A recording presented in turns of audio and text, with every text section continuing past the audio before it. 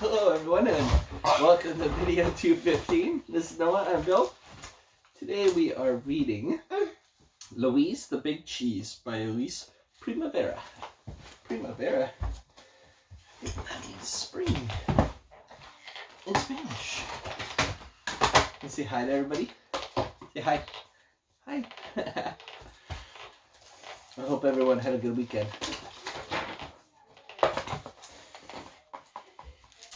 Louise Cheese was a small girl who lived in a sleepy town on a quiet street in a modest house. She longed for her mother to be the brownie troop leader. She prayed for her father to be the principal of her school. But Mr. and Mrs. Cheese did not like the limelight or a lot of fuss. Louise liked the limelight. She liked a lot of fuss. And more than anything else in the world, she wanted to be a big cheese. Doggy? You want to sit with me? You want to sit? Okay. There. Louise shared a room with her dog, Pee-wee. They slept in a tiny bed near a window that looked out to a little crabapple tree that never seemed to get any larger. You don't need to spit in my face, buddy. It's gross. She wished she had a room like her big sister, Penelope, with a big mirror where she could look at herself and create hairdos. She washed. Don't spit in my face, buddy. She wished she had a big bed with a dust ruffle like Penelope's, and a dressing table with tubes of lipstick, with names like Ballet Slipper Pink, Ruby Melon, and Divine Diva. What's wrong? What's wrong? What's wrong? Huh? You want a different book? Okay. All right.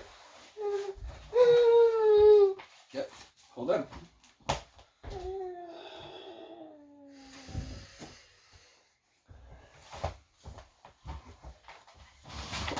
It's never easy.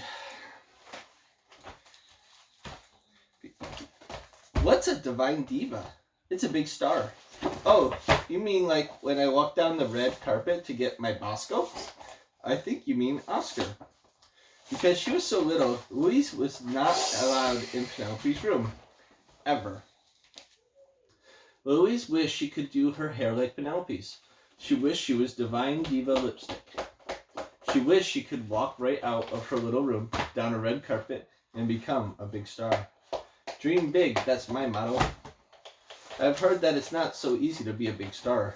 Louise's best friend, Fern, told her when she heard of Louise's plan. And so at school, when her teacher, Mrs. Little, announced this year's school play was going to be Cinderella, Louise wished she could be Cinderella in the play. This was her chance to be a big star, a Divine Diva. She could see herself now signing autographs, blowing kisses, being tossed bouquets of roses.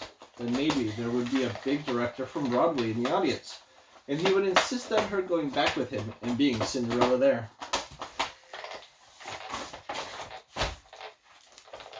Louise's hand shot up because she just knew she had to be Cinderella in the school play. I would like to be Cinderella in the school play. I want to be Cinderella in the school play. One at a time, girls, Mrs. Little interrupted. The two girls are talking to each other. But I take dance lessons. I take dance lessons too. I do too. You do not. Since when? Since now. You do not. Girls, Mrs. Little said. Tomorrow will be tryouts for the part. And then I will decide who will be Cinderella in the school play. That night, after dinner, Louise told her mother, her father, Penelope, and Pee-wee that she was playing the lead role of Cinderella in the school play and that she would probably be going to Broadway soon. Her parents said they would be sad to see her go. Pee-wee cried. Penelope was glad and said that Louise could even have her tube of Divine Diva lipstick as a going-away present. The next day at the tryouts, Miss Little watched Louise dance and she listened to Louise sing. Mrs. Little watched Fern dance and she listened to Fern sing. Mrs. Little listened to all the other children sing and dance too. She had to decide who was going to play the big part of Cinderella, the big part of the prince, the big part of the fairy godmother, and the big parts of the evil stepsisters. But not all of the parts were big.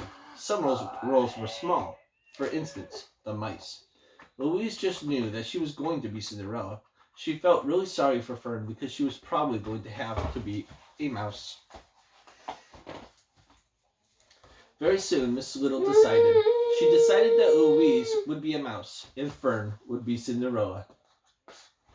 And Louise meant it. She did not speak to Fern all that day or the next. She did not speak to Fern when the glass goldfish died and they got a guinea pig.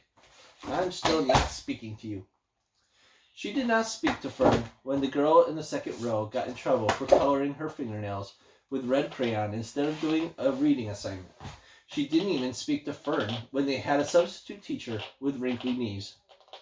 Now Fern will sign autographs, Louise thought. Fern will blow kisses and be showered with roses, and Fern will be on Broadway playing Cinderella. Things couldn't be worse. Or could they? The Monday before the play, they got their costumes. Fern got a frilly pink big cheese Cinderella ball gown. Louise got an itchy gray costume with a tail that kept falling off. The outfit had been one of the three blind mice in the kindergarten school play. At the end of the play, Fern got to say, "Fairy Godmother, I have never been so happy in my entire life, and it's all thanks to you." Louise got to say, "This way, Your Royal Highness," while she held open the door of a cardboard box that was supposed to be a pumpkin carriage. Fairy Godmother. By the day of the show, Louise felt like she was coming down with something. Fern's the divine diva, I'm the stinking mouse. Fern's the divine diva, I'm the stinking mouse. But how can you stay home? You're the star of the show, the divine diva, and you're going to Broadway. Louise went downstairs to tell her parents the truth. What? Yeah, you gotta wait. You don't mind that I'm just a mouse? Thank goodness, her mother said. We would miss you too much if you were a star on Broadway. Her father said, it just wouldn't be the same around here. Just before they left the house, Penelope got some divine diva lipstick on Louise's lips. There. Hi. Yeah. Hold on. Even if you aren't a diva, you can at least look like one. Finally, the curtain was ready to go up. Louise stood in the wings, a little sweaty inside the mouse costume, but wearing the lipstick made Louise decide she didn't look half bad. Places, everybody. I like your lipstick, Louise. It's pretty. Will you remember me when you're on Broadway? Let me come backstage? Get me front row seats or something? The curtain went up. Fern walked on stage and Louise missed her friend already.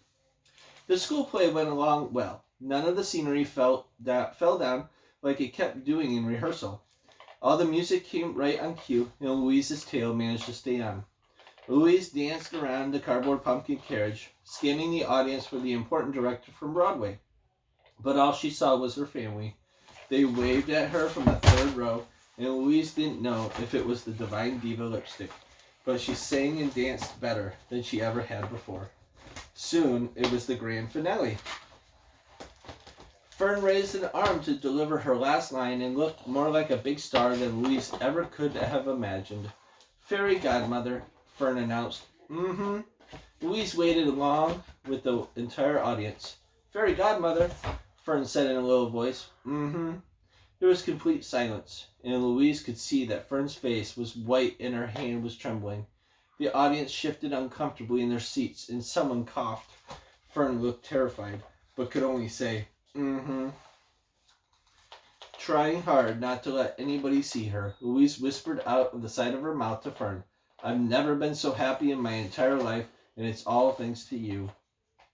Fairy Godmother, I've never been so happy in my entire life, and it's all thanks to you. The audience cheered. The play was over. The girls took their bows. As it turned out, there was no big director in the audience or trip to Broadway like Louise had imagined. But she and Fern were friends once more. When the curtains went down, Fern signed Louise's program and Louise signed Fern's program. I'll never not speak to you again. Louise, you're a true friend. That night, Louise went home to her tiny home and climbed into her small bed. Louise sighed. The crabapple tree that never seemed to get any larger shimmered in the moonlight, and even though she was still little, somehow Louise couldn't help feeling happy. Isn't that awesome?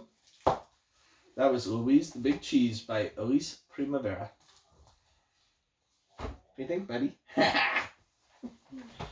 He's having a tough day today. He's had a tough couple of days lately. So I don't blame you, buddy. He's in a good mood right now.